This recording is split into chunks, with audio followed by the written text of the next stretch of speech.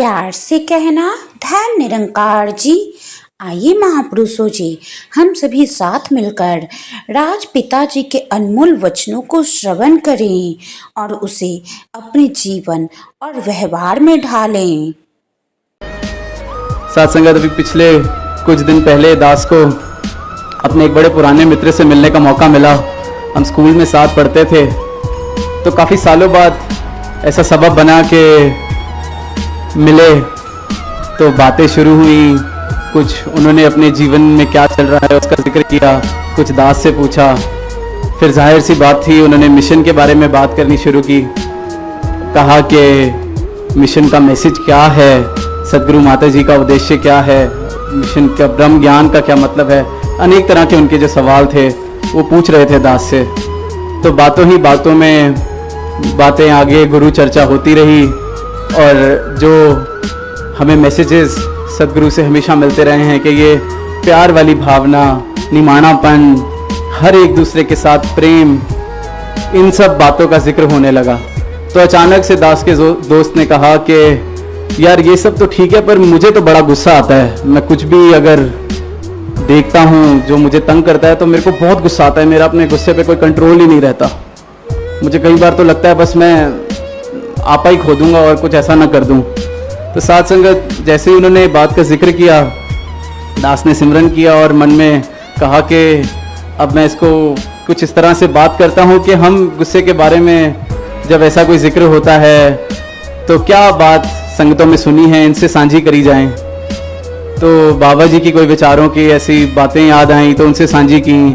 फिर जब माता जी ने पीछे जिक्र किया कि हम गुस्सा करते हैं, क्रोध करते हैं, तो पहले अपना मन जलाते हैं, फिर बाद में वो गुस्सा किसी और को तंग करता है। तो इस तरह की बातें चल रही थी और कुछ अपने भाव भी दास ने उनके सामने रखे। तो वो बड़े ध्यान से सुन रहे थे और दास को ऐसा लगा शायद कुछ असर हो रहा है बात का, मे बी अग्री कर रहे हैं और शायद मिशन का मैसेज बड़े अच्छे से पहुंच पा रहा है इन तक। साथ संगत, हम ये जो चर्चा चल रही थी, दास की गाड़ी में बैठे हुए थे, दास और दास का दोस्त था, और ये गाड़ी एक जगह खड़ी थी और हम गाड़ी में बात कर रहे थे। काफ़ी देर हो गई थी।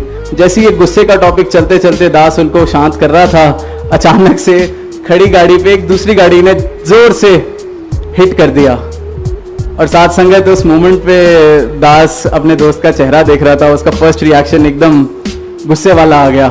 दास ने सिमरन किया, सच्चे पातशाह आप जी ने बड़ी कमाल की सिचुएशन सामने रखी है कि अभी तो सिर्फ प्रचार शब्दों से हो रहा है, अब करके भी दिखाना है। तो साथ संगत, फिर उस बात का कि कंडो तिखी बालो निकी। साथ संगत, ये गुरसिक्खी औखी तब तक है जब तक हमें लगता है कि ये हमने कुछ करना है।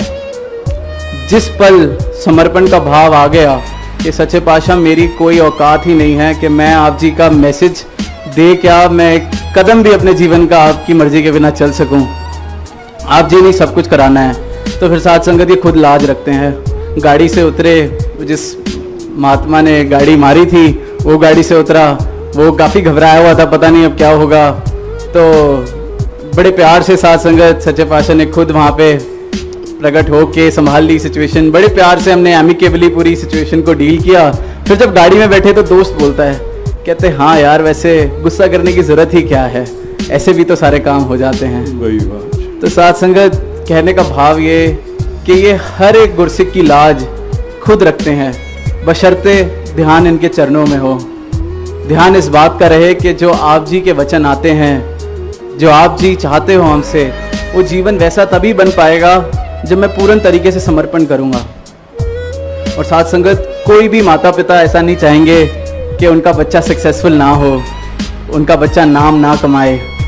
तो ये तो सारे जग के माता पिता हैं साथ संगत, ये एक एक बच्चा तरक्की करे, एक एक बच्चा अपना और इनका नाम रोशन करे, ऐसा जीवन बना ले, ये तो यही चाहते हैं। तो बस समर्पण कर सकें। और ये भी याद रखें कि ज़िद्दी बच्चे किसी भी माँ बाप को पसंद नहीं होते। तो हमने अपनी सारी ज़िद्दें भी छोड़नी है साथ संगत। जैसा इनका आदेश आता है वैसा जीवन बन जाए, वैसा भाव बन जाए, जीवन इन्होंने अपने आप वैसा बना देना है। तो यही अरदास कामना सारे ही परिवार के लिए कि सारे सुख सारी संगत को मिलें। माता जी, जैसे राज माता जी हमेशा मांगते थे सारी साथ संगत के लिए कि सुख सारे दुनिया दे, पादो सब दी झोली विच, फिर भी मिलाई रखना संता दी टोली विच। साथ संगत जी प्यार से कहना अलंकार जी। साथ संगत जी चैनल को सब्सक्राइब और शेयर जरूर करें। प्यार से कहना धन निरंकार जी।